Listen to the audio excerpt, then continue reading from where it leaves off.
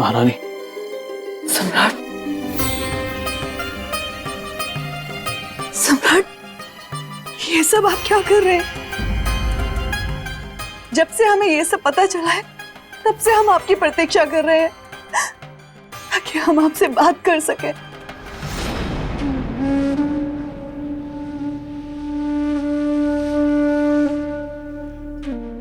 अब इस राज्य के सम्राट नहीं है हम महारानी। हमने वही किया है जो एक राजा को करना चाहिए। किंतु सम्राट, हमारे अपराध का दंड आप स्वयं को क्यों दे रहे हैं? आपको जो दंड देना है आप हमें दीजिए। इस अपराध से अब आप मुक्त हो चुकी है।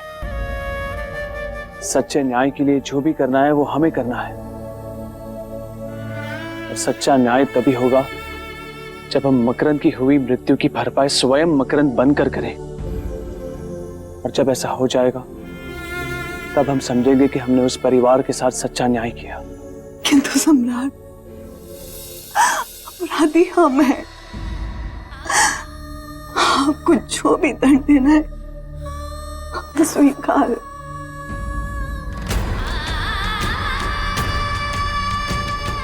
चलते हैं।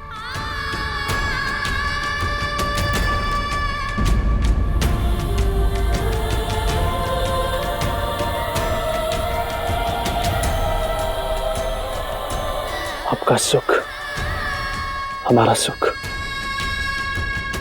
आपका दुख हमारा दुख, आपकी अच्छाई हमारी अच्छाई, और आपका अपराध भी हमारा अपराध।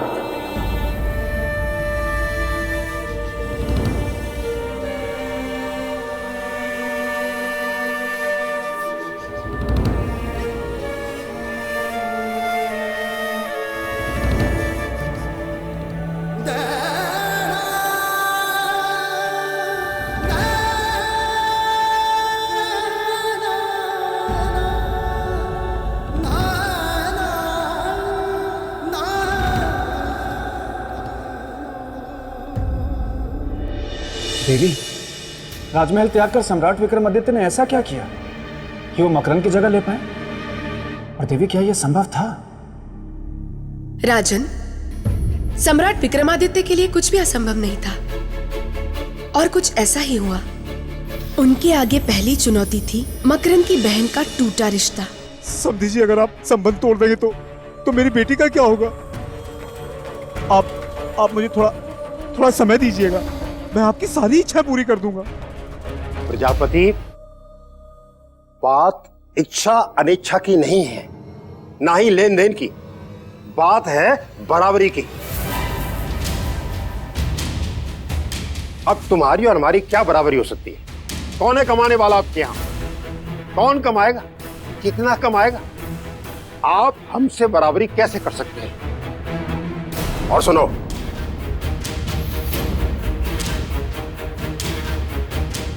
जो तुमने ब्याह में दिया था ना, वो इस पोटली में है।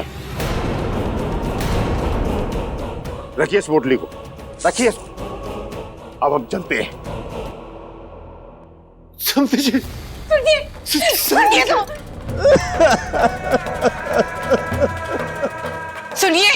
सुनिए तो, मेरी बात तो सुनिए।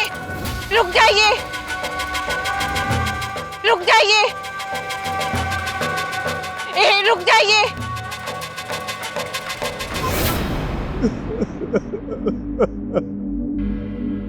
मेरी बेटी सुंदरी का क्या होगा?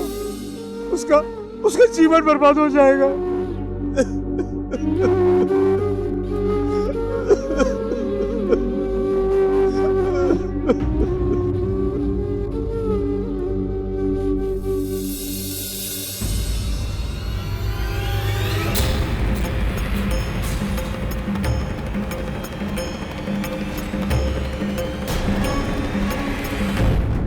आपने मेरी चौखट पर पैर रखने का साहस भी कैसे किया?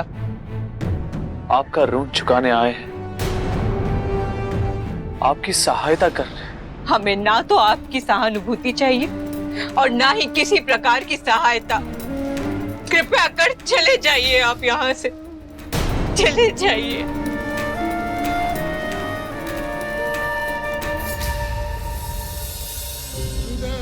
देवी, हमें एक अवसर दे दीजिए। आप हमसे जो कहेंगे हम वो करेंगे। अगर आपको सच्चे हृदय से मेरी सहायता करनी है ना, तो ठीक है, लौटा दीजिए मुझे मेरा पति, मेरे बच्चे को उसका पिता लौटा दीजिए, उस अभागन बहन को उसका भाई लौटा दीजिए, उस पिता को उसका बेटा लौटा दीजिए, लौटा दीजिए।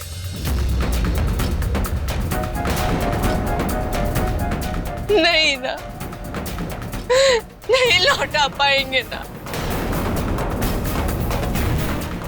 तो चले जाइए आप यहाँ से, चले जाइए। देवी, कि ये सब सुनकर सम्राट विक्रमादित्य ने अपना इरादा बदल दिया होगा। क्या वो अपने राजमहल में लौट गए होंगे? नहीं देवी, जैसा कि आपने कहा था कि सम्राट विक्रमादित्य के लिए कुछ भी असंभव नहीं है, उनका आत्मबल ही उनकी शक्ति है, इसलिए मुझे नहीं लगता कि सम्राट विक्रमादित्य वापस गए होंगे। लेकिन मैं वापस आ गया हूं। देवी मुझे क्षमा कर दीजिए। प्रेत भूमि में अपने मित्र की इस करुणामयी कथा को सुनकर मैं बहुत रो रहा था, और अकेले अकेले रोना मुझे बिल्कुल अच्छा नहीं लगता, इसीलिए मैं यहाँ आ गया। ठीक है बेताल, तो सुनिए राजन, मकरंद की पत्नी से खरी खोटी सुनने के बाद सम्राट विक्रमादित्य के सामने संपूर्ण गांव उपस्थित था।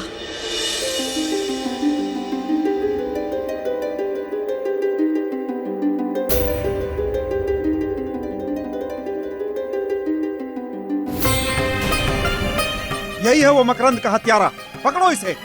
इसने एक नौजवान बच्चे की हत्या की और सीना चौड़ा करते हुए यहाँ चला आया। इसे सबक सिखाना ही होगा, तभी इसे पता चलेगा कि नौजवान बेटे की हत्या का दुख क्या होता है।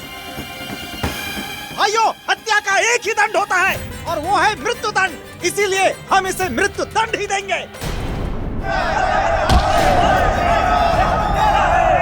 रुक जाओ,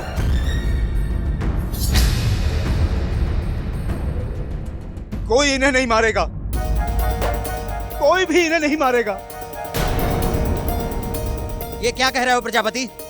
ये तुम्हारे नौजवान बेटे की हत्या का दोषी है। मेरे बेटे की हत्या का दोषी है ना, तुम्हारे बेटे की हत्या का दोषी तो नहीं।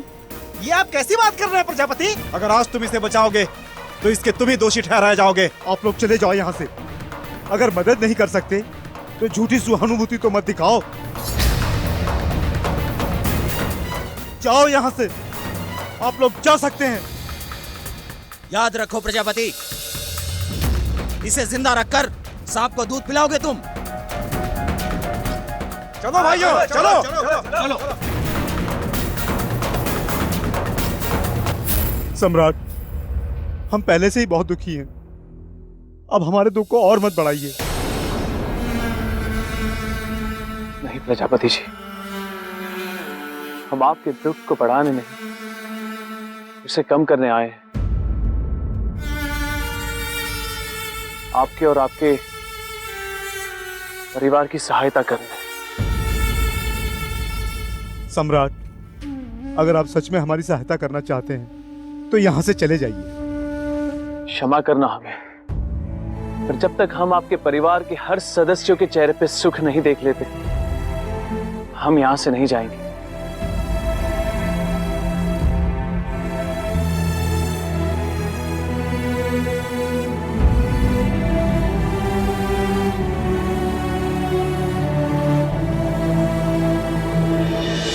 फिर क्या हुआ दीदी?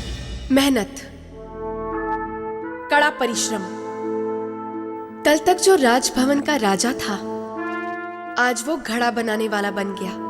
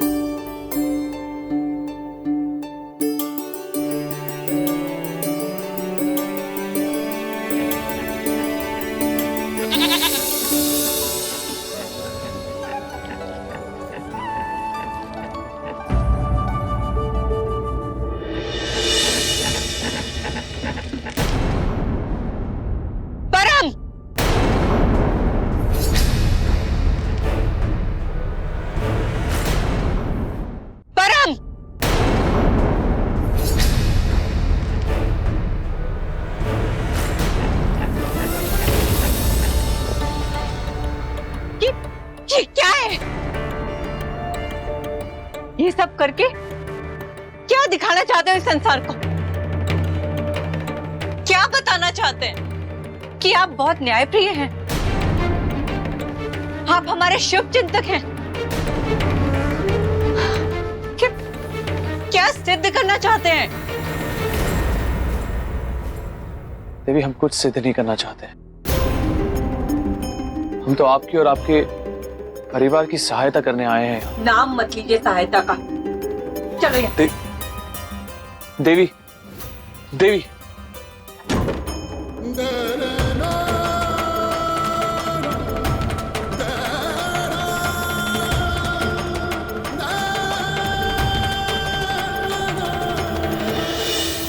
आपको क्या लगता है राजन, सम्राट विक्रमादित्य की मेहनत का ये फल सही था? क्या वो मकरंद की पत्नी की बातें सुनकर वापस लौट जाएंगे? प्रश्न नहीं उठता। अरे मेरे मित्र विक्रमादित्य। बेताल, क्या आप राजा भोज हैं? नहीं। तो ये प्रश्न हमने राजा भोज से पूछा है, तो जवाब भी उन्हें ही देने दीजिए। नहीं नहीं देवी। शांत रहो बेताल। क्षमा देवी क्षमा। राजन, आप देवी के प्रश्नों का उत्तर दीजिए ना। आप प्रश्नों का उत्तर नहीं देते फिर मेरी इच्छा हो जाती है उत्तर देने की। मैं ऐसा करना नहीं चाहता हूँ, तो आप दीजिए ना देवी के प्रश्नों का उत्तर। देवी, जो व्यक्ति अपना राजपाट, सुख सुविधा, मोह माया सब कुछ त्याग कर मकरंद के परिवार को खुशियां वापस देने आया, वो व्यक्ति इतनी आसानी से कभी हार नहीं मानेगा। सही कहा आपने राजन। सम्राट विक्रमादित्य ने भी हार नहीं मानी और वो उस परिवार का भरण पोषण करने के लिए निकल पड़े, स्वयं के हाथों बने घड़े बेचने के लिए। घड़े ले लो, घड़े, सस्ते और मजबूत घड़े। काका, काका घड़े ले लो। काका, इससे सस्ता और मजबूत घड़ा आपको कहीं नहीं मिलेगा। एक बार लेके देखो आप। नहीं चाहिए।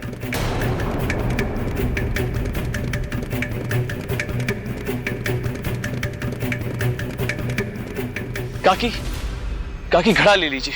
इससे सस्ता और मजबूत घड़ा आपको कहीं नहीं मिलेगा। नहीं घड़े वाले, हम केवल मकरंद के ही घड़े लेते हैं। हमें उसके घड़ों पर पूरा विश्वास है। मैं नहीं लूंगी।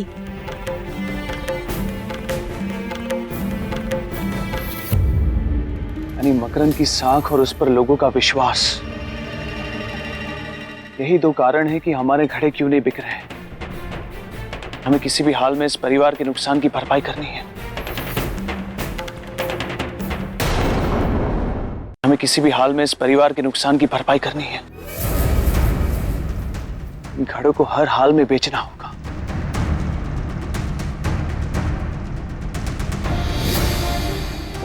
मजबूत और सस्ते घड़े। काका, काका घड़े लेंगे आप? नहीं चाहिए। बहन जी, बहन जी एक घड़ा ले लीजिए। कितने का है ये घड़ा? आप दाम की चिंता मत कीजिए, इसकी मजबूती देखिए आप। अगर ये इस जमीन पर लुढ़क भी जाए ना तो भी टूटेगा नहीं। मिट्टी के बर्तन और जमीन पर लुढ़कने से ना टूटे, ऐसे तो सिर्फ मकरंद के घड़े हुआ करते थे। मैं आपको अभी दिखाता हूँ, आप भी देखिए।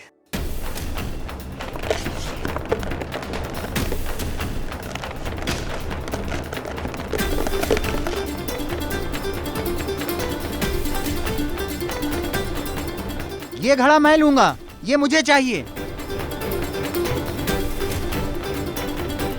और इस प्रकार न्याय का ऋण चुकाने के लिए चक्रवर्ती सम्राट विक्रमादित्य पूरे 1 वर्ष तक घर घर जाकर घड़े बेचते रहे।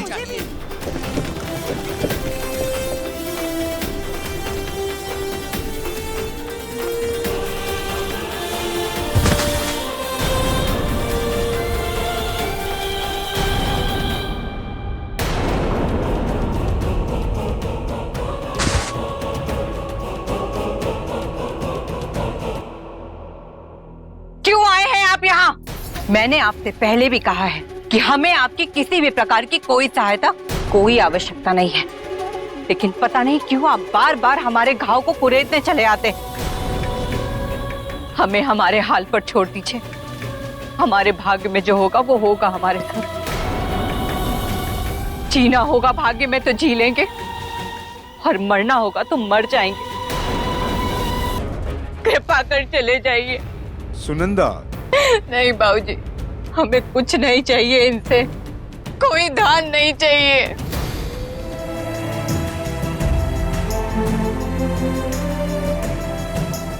चलते हैं।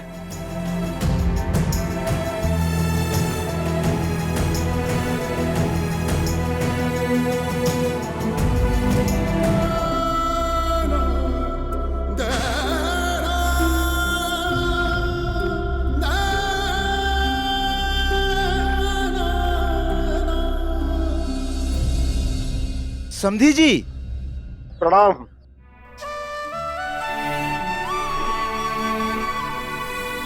अरे समधी जी, आप आइए ना, अंदर आइए। नहीं नहीं, हम तो अपनी बहू को विदा कराने आए।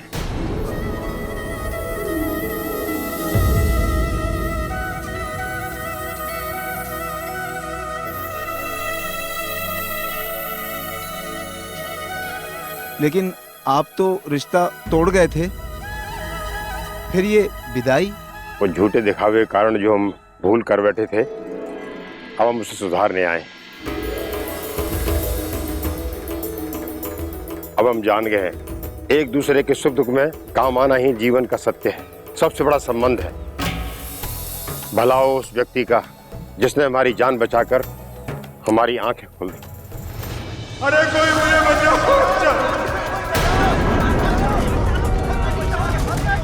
बचाओ, अरे मुझे कोई बचाओ, अरे हरिया, अरे मारो, अरे कोई बचाओ मुझे,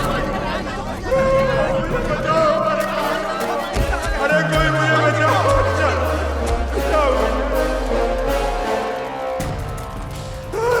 कोई है, अरे बचाओ, बचाओ, बचाओ मुझे।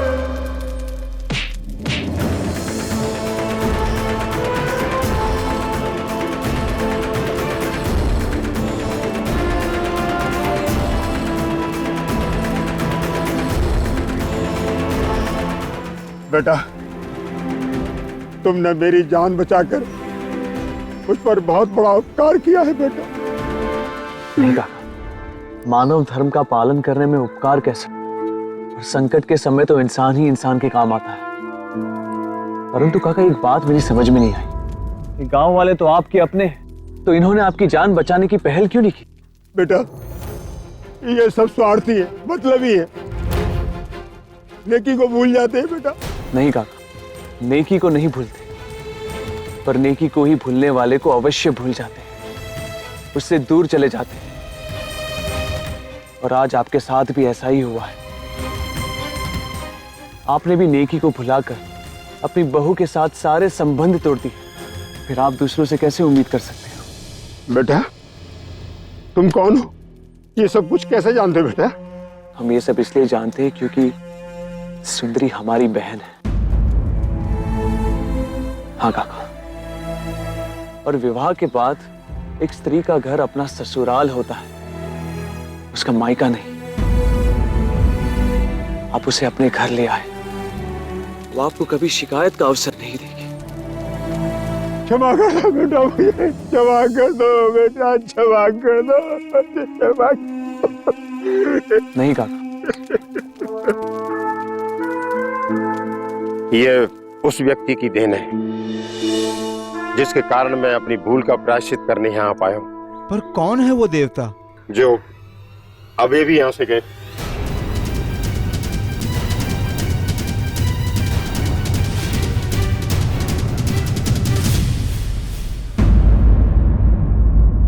चलो बेटी, अपने घर चलो।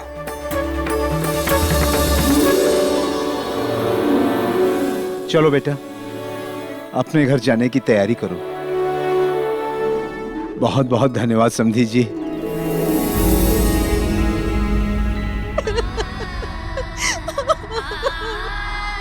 सुनीति, भाभी, भले वो व्यक्ति अपराधी क्यों न हो, पर उस व्यक्ति ने मेरा घर बसा के एक सच्चे भाई का धर्म निभाया है।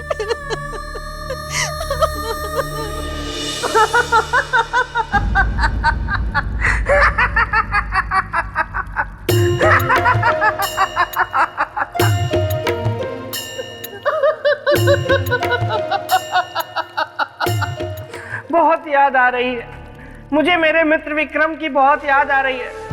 उसके जैसा महान कोई हो ही नहीं सकता। एक परिवार को बचाने के लिए कितना बड़ा त्याग किया मेरे मित्र ने। देखा राजन, मैं ऐसे ही नहीं कहता रहता कि आप मेरे मित्र के नाखून की भी बराबरी नहीं कर सकते। वो पहाड़ है तो आप राई, वो समंदर है तो आप खाई। सही कहा मेरे भाई।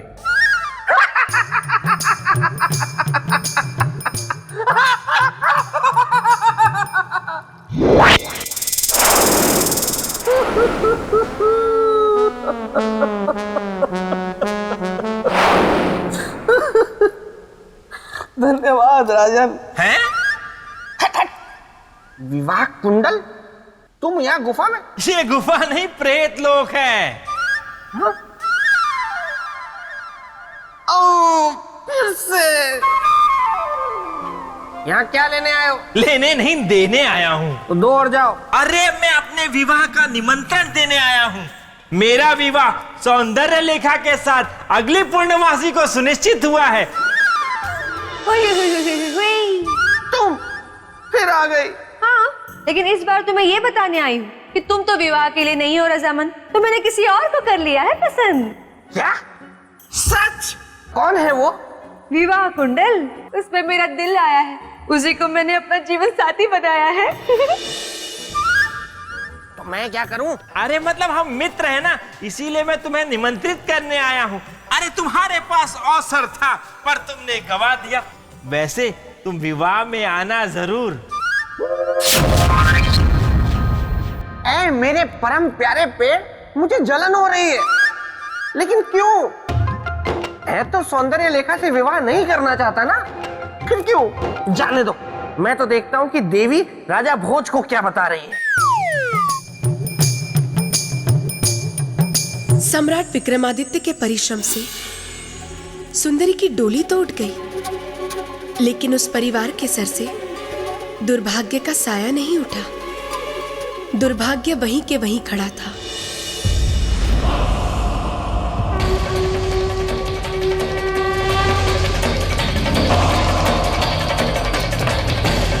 प्रजापति, बाहर आइए। जी कहिए।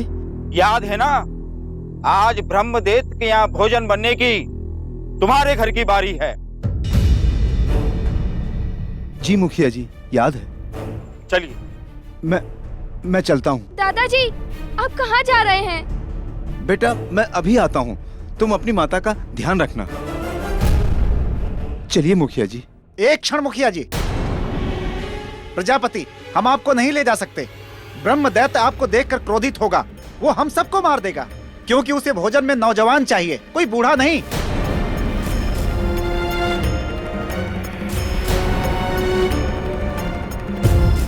पर मुखिया जी, आप तो जानते हैं घर में केवल मैं ही हूँ। मेरा एक पुत्र था जिसकी मृत्यु हो चुकी है। तो तुम्हारा ये पोता है ना, इसे दे दो। नहीं नहीं मुखिया जी, नहीं, इस बच्चे को मैं नहीं दूंगा। अब की साल तुम्हारी बारी है, तुम्हें बलिदान देना ही होगा। नहीं मुखिया जी, नहीं। चलिए, मैं चलता हूँ आपके साथ। नहीं नहीं, ये कहीं नहीं जाएगा। माँ, गांव की रक्षा के लिए जरूरी है जाना। नहीं पुत्र, नहीं, मैं नहीं जाने दूंगी मेरे पुत्र को। नहीं नहीं, ये कहीं नहीं जाएगा, ये कहीं नहीं जाएगा। बाबूजी, इसको रोकिए ना। बाबूजी, नहीं, तो कहीं नहीं जाएगा। छोड़ो, नहीं छोड़ो मुझे।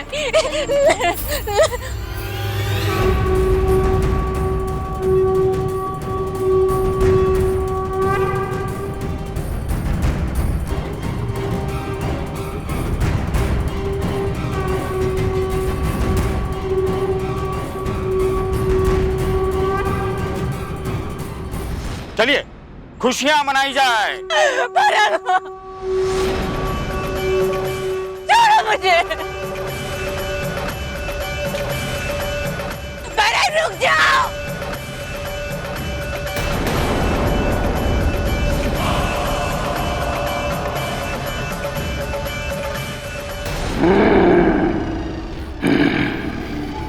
ये गांव वाले अभी तक मेरा भोजन लेकर क्यों नहीं आए? कहां मर गए सबके सब?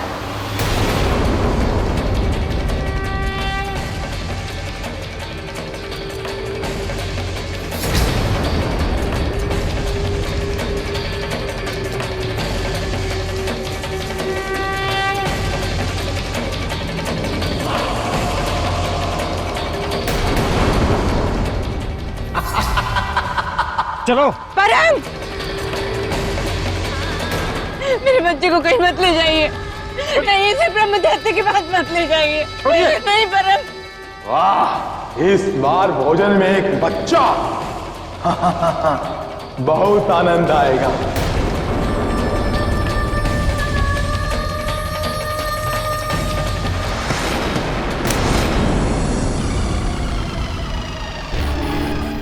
आजा, आजा। मत मारो मुझे, मुझे मत मारो, मुझे मत मारो। मेरा भोजन।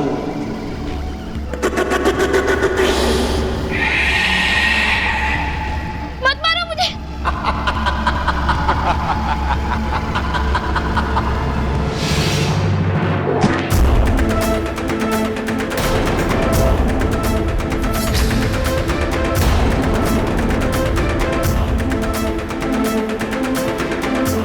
कौन हो तुम? यहां कैसे आए और क्या करने आए हो यहां?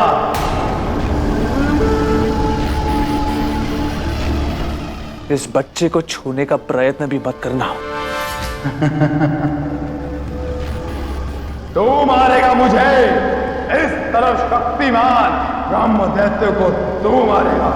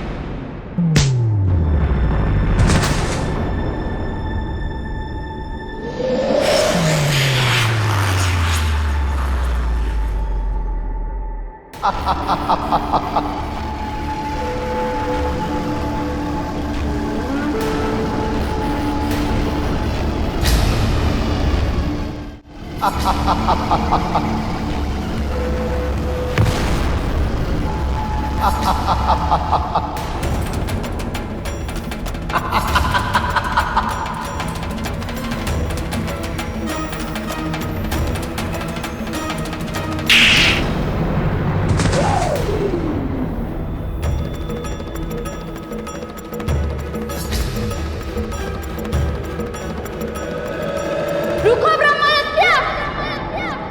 अब कौन आ गया?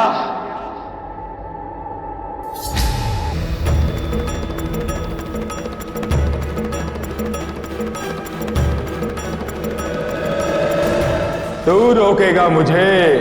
हाँ हाँ, मैं ही रोकूंगा तुझे।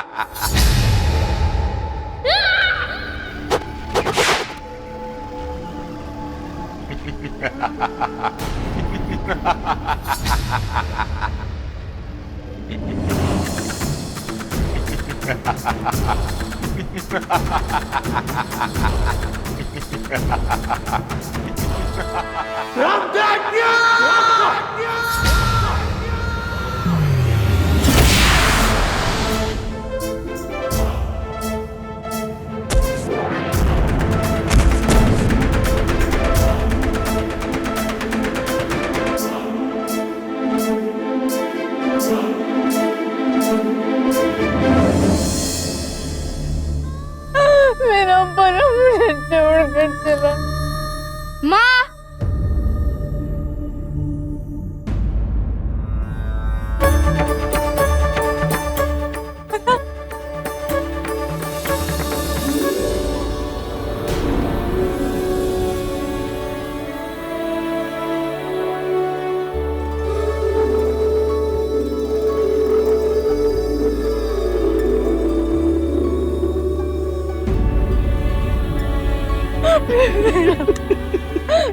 तू जीवित है? हाँ माँ, उन्होंने तो मुझे राक्षस से भी बचा लिया और तो वो राक्षस को भी मार दिया। किसने?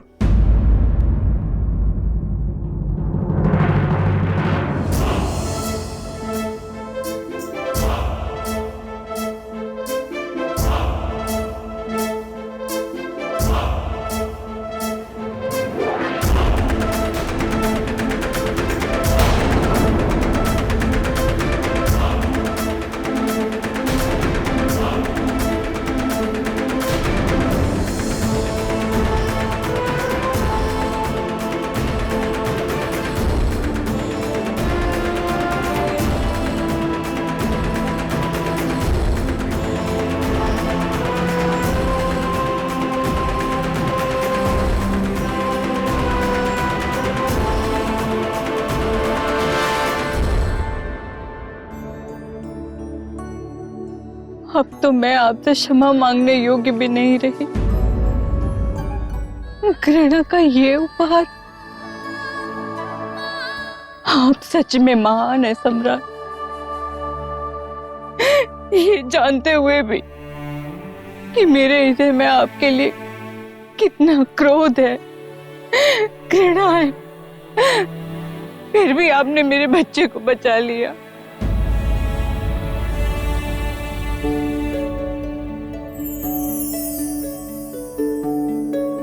मैं आपकी ऋणी हो गई।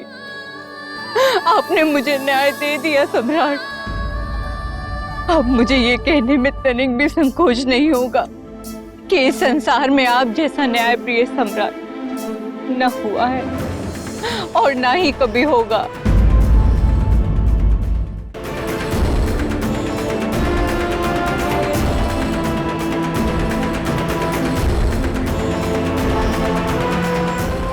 न्यायप्रिय सम्राट विक्रमादित्य की जय। न्यायप्रिय सम्राट विक्रमादित्य की जय। न्यायप्रिय सम्राट विक्रमादित्य की जय।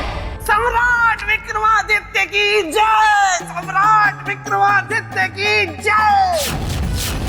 सम्राट विक्रमादित्य की जय। सम्राट विक्रमादित्य की जय। तो ऐसे थे न्यायप्रिय सम्राट विक्रमादित्य, जिनकी दृष्टि में न्याय ही सबसे बड़ा था, दूसरा कुछ नहीं। क्या ऐसा दूसरा कोई कर सकेगा? कभी नहीं। तो राजन, अब मुझे आज्ञा दें, मेरा कार्य पूर्ण हुआ।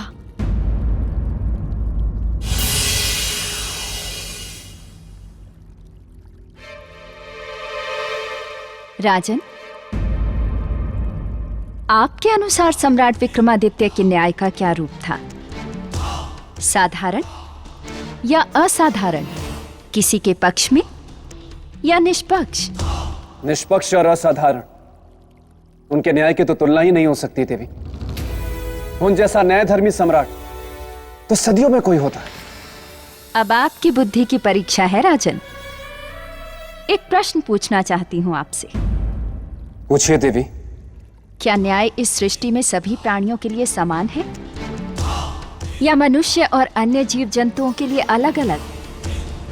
यदि आप सम्राट होंगे तो क्या करेंगे? न्याय के तराजू में सभी को समान रूप से तौलेंगे या अलग अलग न्याय करेंगे? फंस गए ना राजन, खा गए ना गच्चा। अरे ये देवी महामाया का प्रश्न है, इसका उत्तर देना इतना आसान नहीं है राजन। इसलिए कहता हूँ मेरे साथ उज्जैनी चलिए और चलकर वहां का राजपाट संभाल लीजिए। बेताल, अब एक प्रश्न मैं तुमसे भी पूछती हूँ। तुम क्या बनना पसंद करोगे? मेंढक, कौवा, खरगोश या फिर गधा? चारों में से कुछ नहीं देवी। मैं तो यहाँ निकट के शमशान में एक शव का स्वास्थ्य देखने आया था, तो सोचा आपके भी दर्शन करता चलूं। तो हो गए दर्शन? हाँ, हो गए। तो अब जाओ यहाँ से। थोड़ा विश्राम करके जाता हूँ ना, थक गया हूँ, फिर चला जाऊंगा। लेकिन मैं कुछ नहीं बोलूंगा, राजा भोज के सर की कसम, मैं कुछ नहीं बोलूंगा। बेताल,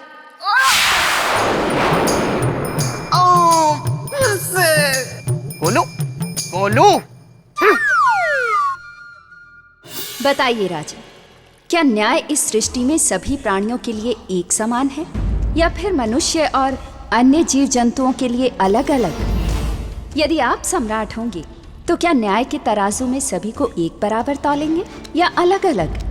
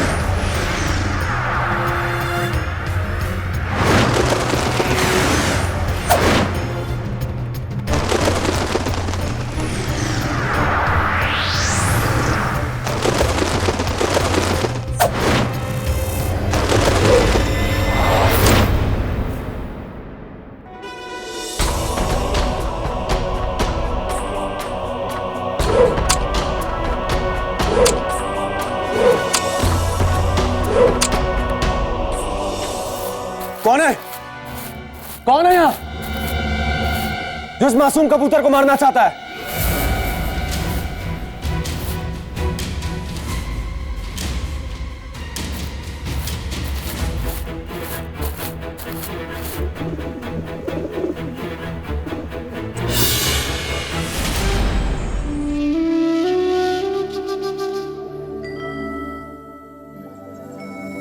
अब तुम्हें डरने की आवश्यकता नहीं।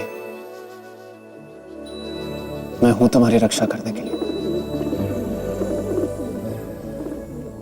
रुको, रुको, ये मेरा कबूतर है, ये मेरा कबूतर है। राजन, ये कबूतर मेरा है, मुझे दो इसे।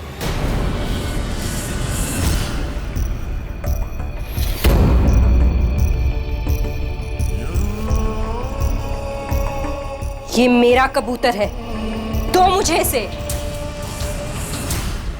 तो ये तुम थी जो इस मासूम कबूतर पर तीर चला रही हो। मुझे तो आश्चर्य होता है कि एक स्त्री होकर तुम्हें इस कबूतर पर तीर चलाने में दया नहीं आती। ये कबूतर होगा आपके लिए राजन, मेरे लिए मेरा भोजन है। ये भोजन नहीं है, एक जीव है और जीव हत्या पाप है, जिसमें भी वही आत्मा है जो मुझ में है, तुम में है। राजन, ज्ञान मत दीजिए, मुझे ये कबूतर दीजिए। कबूतर तो मैं तुम्हें नहीं दे सकता, क्योंकि मैंने इसे इसकी रक्षा का वचन दिया है। और ये राजा भोज का वचन है जो कभी खाली नहीं जाता।